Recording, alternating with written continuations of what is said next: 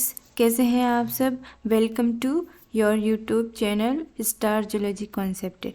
तो आइए देखते हैं हम पिछले लेक्चर में जो भी पढ़ा था उसके क्वेश्चंस कौन कौन से हम बना सकते हैं। तो देखिए फर्स्ट क्वेश्चन हम देखते हैं। तो इसमें ये बता रहा है कि define the central dogma theory and reversed central dogma theory and who discover them, name the scientist. आपको क्या करना है इस फर्स्ट क्वेश्चन के अंदर, सेंट्रल डोगमा थ्योरी क्या है, सेंट्रल डोगमा सिद्धांत क्या है और रिवर्स सेंट्रल डोगमा सिद्धांत क्या है, इन दोनों के बारे में आपको बताना है। और इनकी डिस्कवरी किसने की थी, कौन कौन से वैज्ञानिक थे जिन्होंने इनकी डिस्कवरी की थी। तो आपको फर्स्ट क्वेश्चन के अंदर इतना बताना है और आप अपने क्वेश्चन को अपने अकॉर्डिंग जो है डिजाइन कर सकते हैं, बना सकते हैं। It would be very good. Second question है डिस्क्राइब मैकेनिज्म ऑफ फैगोसाइटोसिस। आपको जो भक्षाणु कारणु है जिसे हम फैगोसाइटोसिस कहते हैं, उसकी मैकेनिज्म, उसकी प्रक्रिया को समझाना है, डिस्क्राइब करना है विद डायग्राम के साथ में आपको बताना है, या फिर आप डायग्राम और फ्लो चार्ट दोनों तरीके से आप बता सकते हो। तो लेट्स बिगिन टुडेज लेक्चर। आप आज की क्लास हम स्टार्ट करते हैं। और सबसे पहले हम देखते हैं कि जो सिलेबस के अकॉर्डिंग हम 3 टॉपिक कंप्लीट कर चुके हैं और 4th टॉपिक आज से हम स्टार्ट कर रहे हैं, जिसका नाम क्या है, जिसका नाम है इम्यूनिटी रेगुलेटिंग सेल्स। ऐसी कौन कौन सी सेल्स हैं जो अपने पूरे प्रतिरक्षा तंत्र को क्या करती हैं, रेगुलेट करती हैं। तो आइए एक चार्ट में आपके सामने दिखा रही हूँ, इसके बारे में हम देखते हैं और पता लगाते हैं कि ऐसी कौन कौन सी सेल्स हैं जो कि अपने इम्यूनिटी सेल्स को क्या करती हैं, बढ़ाती, इम्यूनिटी को क्या करती है, बढ़ाती हैं। तो देखिए सबसे पहले जो है अपने बॉडी के अंदर एक होती है जाइगोट सेल होती हैं। क्या होती हैं, जाइगोट। सबसे पहले क्या होता है, 2 सेल्स होती हैं। देखो शुरुआत से समझते हैं ना। और मैंने पहले भी बताया कि आप जब भी पढ़े ना तो कॉन्सेप्ट को कनेक्ट करके पढ़े, आपस में क्या पढ़े, कनेक्ट करके पढ़े। अब हम यहाँ पर पढ़ तो इम्यूनिटी रहे हैं, क्या पढ़ तो प्रतिरक्षा तंत्र रहे हैं, लेकिन हमें शुरुआत से समझना होगा। कहाँ से, जहाँ से आप पैदा होते हो, है ना, आप कैसे बनते हो, वहाँ से समझना होगा, तभी आपको ये वाला कॉन्सेप्ट समझ में आएगा। अदरवाइज आप ऐसे रटते जाओगे तो ज़्यादा वो जो है बेनिफिशियल नहीं होगा, आपके लिए फ़ायदेमंद नहीं होगा।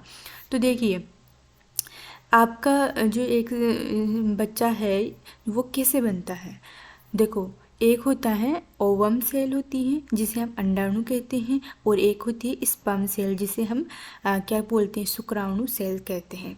जब अंडाणु और शुक्राणु आपस में मिल जाते हैं, उनका संलयन हो जाता है, क्या हो जाता है, फ्यूजन हो जाता है, तो वो एक बनाते हैं सेल, एक जो है जाइगोटिक सेल बनाते हैं, जिसे हम क्या कहते हैं, जाइगोट कहते हैं, और उसको हिंदी में युग्मनज कहते हैं। क्या कहते हैं हिंदी में, युग्मनज जाइगोट कहते हैं। ठीक है। अब वो जाइगोट जो सेल हैं वो क्या होती है, अपने आप में पूर्ण होती हैं। भाई क्यों हम उसको पूर्ण कह रहे हैं, क्यों कंप्लीट सेल कह रहे हैं उसको हम, क्योंकि वो एक सेल है ना, वो सारी की सारी पूरी बॉडी को जो है, एक इंसान की पूरी बॉडी को बना सकती है, एक एनिमल की पूरी बॉडी को बना सकती है वो zygote cell, only single zygote cell. इसी वजह से हम उसको जो है कंप्लीट सेल कर रहे हैं, पूर्ण सेल कर रहे हैं, और इसी क्षमता के आधार पर उसको क्या कहते हैं, टोटीपोटेंसी कहते हैं। क्या कहते हैं, टोटीपोटेंट सेल कहते हैं। और जिस सेल के अंदर पूर्णता पाई जाती है किसी एक एनिमल को बनाने में, हर एक पार्ट बनाने में, तो उसको हम, उस कैपेसिटी को हम टोटीपोटेंसी कहते हैं। क्या कहते हैं, टोटीपोटेंसी कहते हैं, पूर्ण शक्तिता हिंदी में। ठीक है। तो ये समझ में आ गया कॉन्सेप्ट, है ना। उससे आगे क्या होती है, उससे आगे बढ़ता है जाइगोट, किस में बढ़ता है, क्लीवेज, है ना। क्या होता है, क्लीवेज होना स्टार्ट होता है उसके अंदर। क्लीवेज से जो है वो छोटे छोटे सेल बनाता है और आगे बढ़ता जाता है। जैसे जैसे वो आगे बढ़ता जाता है उसकी जो क्षमता है अंग बनाने की, पार्ट्स बनाने की, वो कम होती जाती हैं और स्पेशलाइजेशन जो है वो ज़्यादा बढ़ता जाता है। कहने का मतलब एक सेल एक ही कोशिका बनाने लग जाएगी धीरे धीरे। हम जैसे जैसे उसका जो जाइगोटिक सेल का विकास होता जाता है, वैसे वैसे जो है उसका जो काम करने का तरीका है वो भी एक स्पेशल तरीके से होता जाता है। आप इसको इस तरीके से समझ सकते हैं कि जैसे आप शुरुआत में देखो, आप छोटी क्लासेस में रहते हैं तो कितनी सारी बुक्स पढ़नी पड़ती है आपको, है ना। बहुत सारी बुक्स पढ़नी पड़ती है, ईवीएस भी पढ़नी पड़ती है आपको, संस्कृत, हिंदी, इंग्लिश, मैथ्स, सामाजिक विज्ञान, है ना।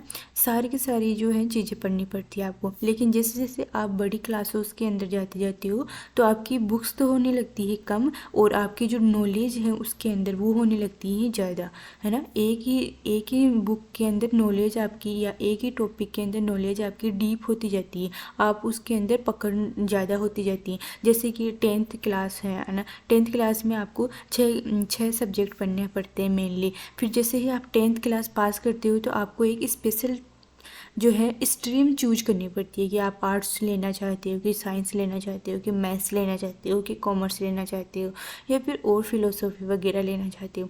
तो ये क्या है, एक स्पेशल आ गई यहाँ पर आपका, ना। 10th तक तो आप इस जनरलाइज पढ़ रहे थे, है ना। लेकिन अब आपको विशेष एक स्ट्रीम चूज करनी पड़ेगी। जैसे कि आप साइंस ले लिए, अब साइंस में भी जो है बहुत सारी आगे जैसे जैसे आप बढ़ते जाओगे, ग्रेजुएशन के अंदर ओनली आपके पास 3 बुक्स रह जाती हैं। फिर उससे भी आगे जाओगे तो आपको ओनली एक ही सब्जेक्ट के अंदर क्या करना पड़ेगा, 2 साल पढ़ना पड़ेगा। और आप अगर और ज़्यादा पढ़ते हो, पीएचडी करते हो, तो एक ही टॉपिक पे जो है आपको 3-4 साल लगाने पड़ते हैं। तो इस तरीके से सेल्स में भी पाई जाती हैं। शुरुआत में वो सब कुछ बना सकती हैं, लेकिन जैसे जैसे उसकी जो डेवलपमेंट होता जाता है, विकास होता जाता है, तो वो ओनली एक सेल एक ही कोशिकांग या फिर ऑर्गन को फॉर्म कर सकती है। तो इसी तरीके से हम देखते हैं। तो शुरुआत में जाइगोट सेल जो है वो क्या बनाती हैं, पूरे एनिमल को बना सकती हैं। लेकिन जैसे जैसे बढ़ती है तो वो बनाएगी कुछ एक सेल को बनाएगी, है ना, जिसे हम प्लूरीपोटेंट कहते हैं। फिर आगे चल के वो मल्टीपोटेंट में चेंज हो जाती है ना। और फिर आगे और चल के वो यूनिपोटेंट सेल के अंदर कन्वर्ट हो जाती है, जो कि एक सेल, यूनि का मतलब होता है एक सेल एक ही सेल को बनाएगी, ठीक है। एक सेल एक ही पार्ट को बनाएगी बॉडी की। तो आई होप ये वाला कॉन्सेप्ट आपको बिल्कुल समझ में आ गया होगा। तो हम आगे देखते हैं कि इसमें इतना सारा मैंने जो बताया कॉन्सेप्ट वो इसमें कैसे लागू होगा। भाई हम यहाँ पर इम्यूनिटी पढ़ रहे हैं, कोई डेवलपमेंट बायोलॉजी थोड़ी पढ़ रहे हैं कि आप बताए जा रहे हो। लेकिन यस, आपको जो जब तक ये वाली चीज़ पता नहीं थी तब तक आप इस कॉन्सेप्ट को नहीं समझ सकते थे, लेकिन ये आपको समझ में आ गया होगा। तो अब आगे चल रही है ये वाली चीज़, हम देखते हैं कि मैंने इतना सारा क्यों बताया। तो देखो यहाँ पर एक चीज़ लिखी हुई है, सबसे ऊपर ही ऊपर देखो एक सेल बनी हुई है ना। दिख रहा होगा आपको, मुझे यकीन है कि आपको ये सारा जो है दिख रहा होगा। तो यहाँ पर क्या लिखा है, प्लूरीपोटेंट हेमेटोपोइटिक स्टेम सेल। यहाँ पर देखो एक शब्द लिखा हुआ है प्लूरीपोटेंट मैंने बोला ना, टोटीपोटेंट सबसे पहले, फिर प्लूरीपोटेंट आती है, फिर मल्टीपोटेंट आती है। तो ये वाली प्लूरीपोटेंट जो है ये वाली सेल ही है। अभी इस सेल के अंदर ये सारा तो नहीं बना सकती, क्योंकि ये जाइगोट नहीं बना सकती। इसी वजह से ये सारा जो है अंग या सेल्स तो नहीं बना सकती, लेकिन जो है जाइगोट सेल को छोड़ के सब कुछ बना सकती है ना। तो देखिए ये हो गई, यहाँ पर क्या होगी, यहाँ तो ये जो अब 3 सेल्स में कन्वर्ट होगी। एक तो ये इरिथ्रोसाइटिक सेल बनाएगी, एक बनाएगी माइलोइड प्रोजेनेटर सेल, एक बनाएगी लिम्फोइड प्रोजेनेटर सेल। तो देखो 1 2 3 में कन्वर्ट हो गई ना, तो ये मतलब कि 1 से ज़्यादा, 2 से ज़्यादा बना सकती हैं ये सेल्स। तो ये प्लूरीपोटेंट हो गई। जब 2 सेल बना सकती है तो उसे मल्टीपोटेंट कहते हैं, जब 2 से ज़्यादा बना सकती है तो उसे प्लूरीपोटेंट कहते हैं, जब 1 सेल बना सकती है तो उसे यूनिपोटेंट सेल कहते हैं, ठीक है। तो ये क्या 3 सेल बना रही है, तो कहने का मतलब इसमें प्लूरीपोटेंसी पाई जाती है। इस हेमेटोपोइटिक स्टेम सेल के अंदर क्या पाई जाती है, प्लूरीपोटेंटी पाई जाती है। तो देखिए सबसे पहले इरिथ्रोसाइट, इरिथ्रोब्लास्ट, ये इरिथ्रोब्लास्ट आगे चलकर क्या बनाती हैं, इरिथ्रोसाइट। इरिथ्रोसाइट आरबीसी को क्या कहते हैं, इरिथ्रोसाइट कहते हैं, है ना। तो अब हमसे क्वेश्चन ये पूछा जा सकता है आपसे कि इरिथ्रोसाइट कहाँ से डिराइव्ड होती हैं, कहाँ से उत्पत्ति होती है ना इरिथ्रोसाइट सेल की। तो इरिथ्रोसाइट सेल की जो उत्पत्ति है वो इरिथ्रोब्लास्ट से होती है, और इरिथ्रोब्लास्ट को किसके द्वारा बनाया गया है, प्लूरिपोटेंट हेमेटोस्टेम सेल के द्वारा, ठीक है। अब ये यहाँ पर कभी कभार जो है ना आपको मल्टीपोटेंट हेमेटोपोटिक स्टेम सेल भी नज़र आती हैं, तो उसमें भी कोई दो राय नहीं है, क्योंकि मल्टीपोटेंट और प्लूरिपोटेंट एक दूसरे के क्या होते हैं, समानांतर होते हैं। कभी कभार इसको भी यूज में ले सकते हैं और उसको भी लिख, लेकिन हाँ ये डिपेंड करता है कि आप कौन से कॉन्टेक्स्ट में बात कर रहे हो, ठीक है। तो इसका ज़रूर से ध्यान रखें। तो ये हो गई इरिथ्रोसाइट की कि यहाँ पर कैसे बनी है।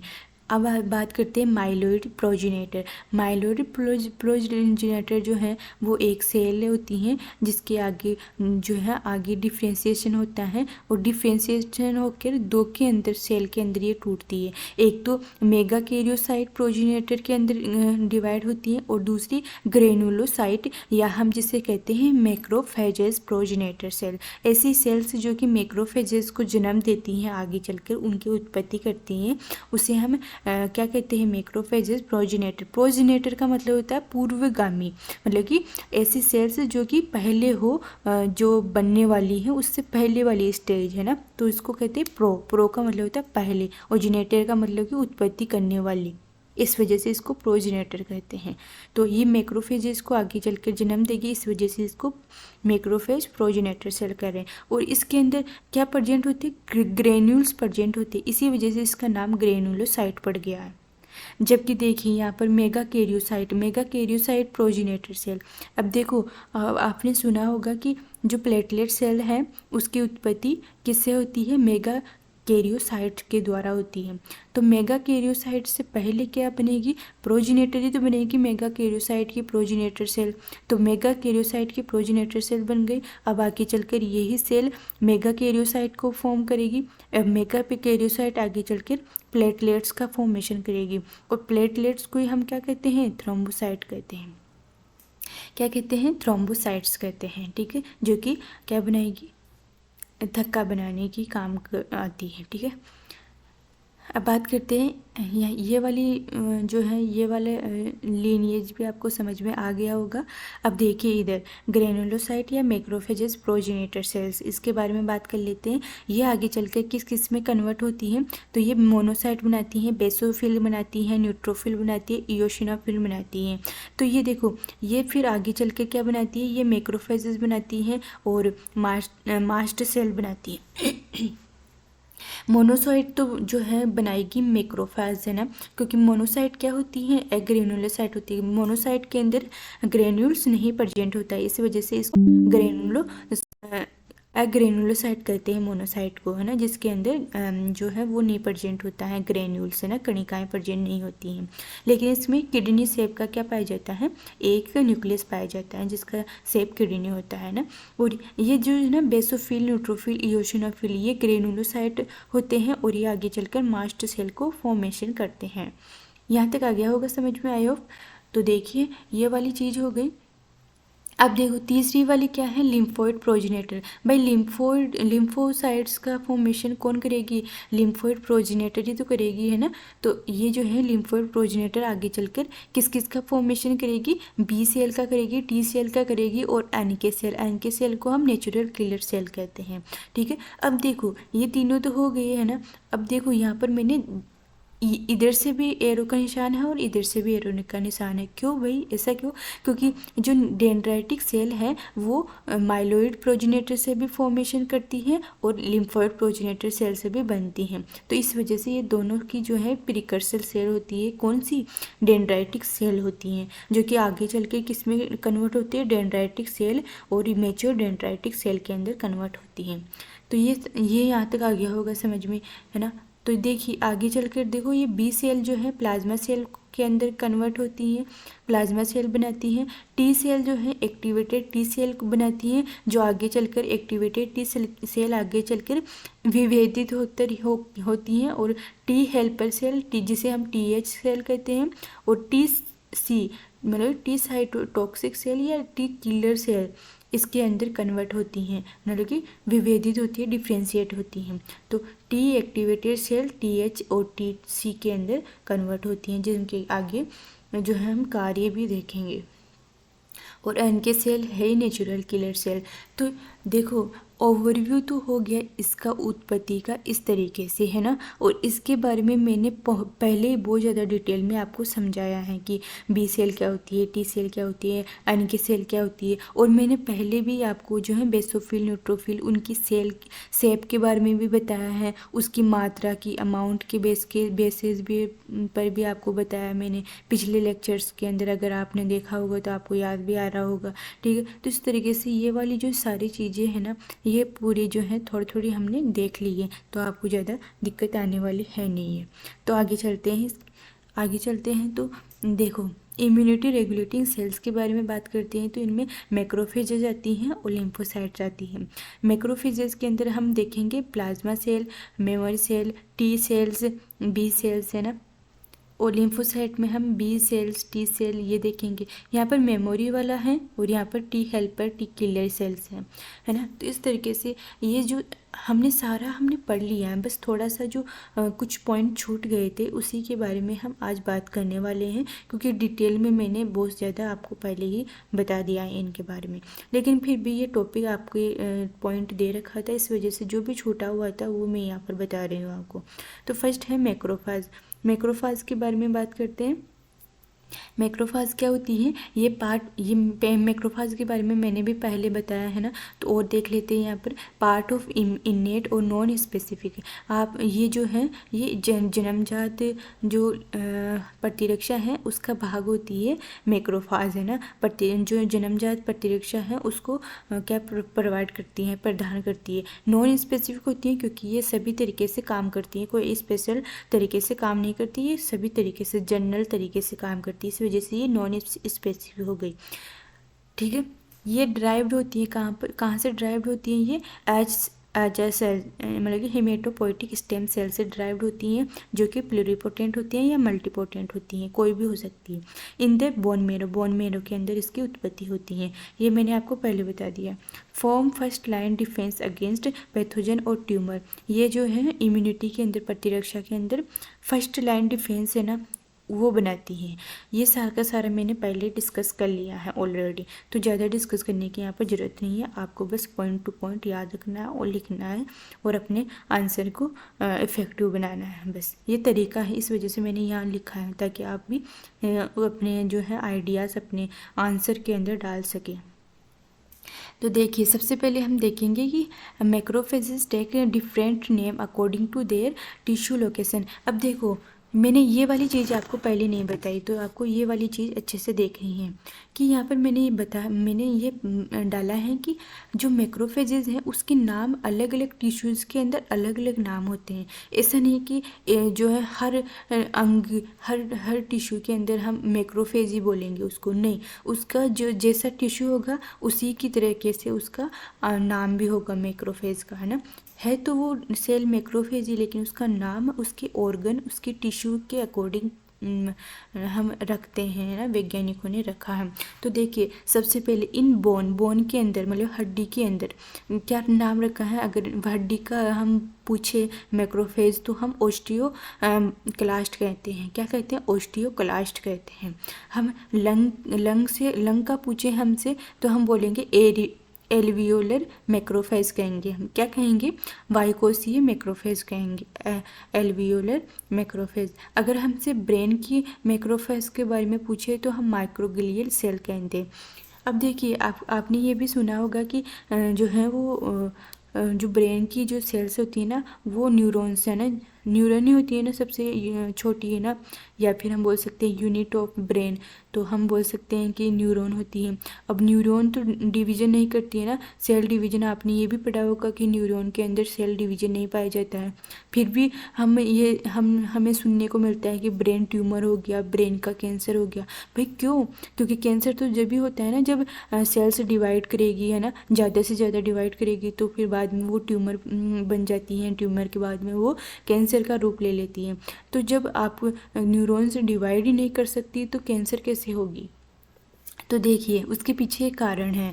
न्यूरॉन तो डिवाइड नहीं कर सकती, लेकिन ब्रेन के अंदर एक तरीके की सेल पाई जाती है जिसे हम माइक्रोग्लियल सेल कहते हैं। क्या कहते हैं? माइक्रोग्लियल सेल कहते हैं, या हम बोल सकते हैं ग्लियल सेल प्रेजेंट होती हैं जिनमें की डिवीजन की क्षमता पाई जाती है, सेल डिवीजन की क्षमता पाई जाती है। और यही सेल अगर हद से ज़्यादा डिवीजन कर दे, हद से ज़्यादा विभाजन कर दे, तो क्या कहलाती है? ट्यूमर बना लेती है, और ट्यूमर के बाद में कैंसर का रूप ले लेती है। इसी वजह से ब्रेन ट्यूमर को क्या कहते हैं?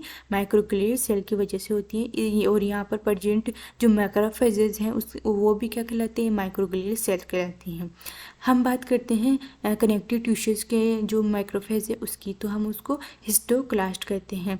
अब हम लीवर की बात करें तो कप्फर सेल कहते हैं, और इसका नाम तो आपने सुना होगा क्योंकि बहुत सारे एग्जाम्स में ये पूछा भी जाता है। और ये सारे के सारे आप जैसे जैसे आगे एग्ज़ाम दोगे तो ये सारे के सारे नाम देखने को मिलेंगे आपको, लेकिन अब तक आपने कप्फर सेल के बारे में सुना होगा, लेकिन इनको भी याद कर लीजिएगा, ये भी बहुत ज़्यादा IMP है, वेरी वेरी इंपॉर्टेंट है। स्किन की बात करें तो लैंगरहैंस सेल्स पाई जाती हैं या मीजनर सेल्स पाई जाती हैं। ठीक है, आई होप आपको ये वाला समझ में आ गया होगा कॉन्सेप्ट। अब बात करते हैं मैक्रोफेजेस के फंक्शन की। मेजर फंक्शन में लिखे हैं मैंने यहाँ पर, ऐसे तो बहुत सारे फंक्शन हैं, लेकिन मेजर कौन से हो सकते हैं मैंने यहाँ पर लिखे हैं। जैसे कि इन्नेट इम्यूनिटी। अब इन्नेट इम्यूनिटी को यहाँ पर मैंने बस एक शब्द 2 शब्दों में लिखा है, इन्नेट इम्यूनिटी, लेकिन इसको आप बहुत ज़्यादा जो है, अगर बड़ा क्वेश्चन पूछ रहा है तो आप डिटेल में भी बता सकते हो, अगर छोटा क्वेश्चन पूछ रहा है तो आप एक नाम लिख कर भी आपको रह सकते हो यहाँ तक ही। तो ये क्वेश्चन के फॉर्मेटिंग पे डिपेंड करता है कि क्वेश्चन किस तरीके से पूछा जा रहा है, छोटा क्वेश्चन पूछा जा रहा है कि बड़ा, तो उसी तरीके से आपको आंसर भी देना है इसका। और इन्नेट इम्यूनिटी के बारे में मैंने बहुत ज़्यादा आपको पहले ही बता दिया है, तो यहाँ पर दोबारा से डिस्कस करने का कोई औचित्य नहीं बनता है। फिर देखो सेकंड फंक्शन क्या है? Normal tissue development. Normal tissue development करवाता है ना, और होम्योस्टेसिस मतलब कि समस्थिरता को बनाए रखता है। रिपेयर ऑफ डैमेज टिश्यू, ये जो क्षतिग्रस्त ऊतक होते हैं उनकी मरम्मत के लिए भी ये जिम्मेदार होते हैं। अब बात करते हैं ये किस तरीके से क्लासीफाई करते हैं, हम इसको किस तरीके से टाइप्स में डिवाइड करते हैं। तो ये 2 तरीके का होता है, मैक्रोफेज 1, मैक्रोफेज 2। मैक्रोफेज 1 को हम M1 से लिखते हैं और इसे एक्टिवेटेड मैक्रोफेज कहते हैं, ठीक है। और M2 को हम अल्टरनेटिव एक्टिवेटेड या फिर वॉन्ड हीलिंग मैक्रोफेज कहते हैं, जो कि डैमेज टिश्यूज, क्षतिग्रस्त टिश्यूज़ की मरम्मत में हम क्या करते हैं? हेल्प करते हैं। जबकि activated macrophage innate immunity provide करवाते हैं। आई होप आपको ये वाला समझ में आ गया होगा कॉन्सेप्ट। तो देखिए यहाँ तक ही रखते हैं हम आज का, और आगे की क्लासेस के बारे में आपको और ज़्यादा हम टॉपिक को कवर करेंगे, ठीक है। तो पढ़ते रहिए, आगे बढ़ते रहिए और हंसते रहिए। धन्यवाद।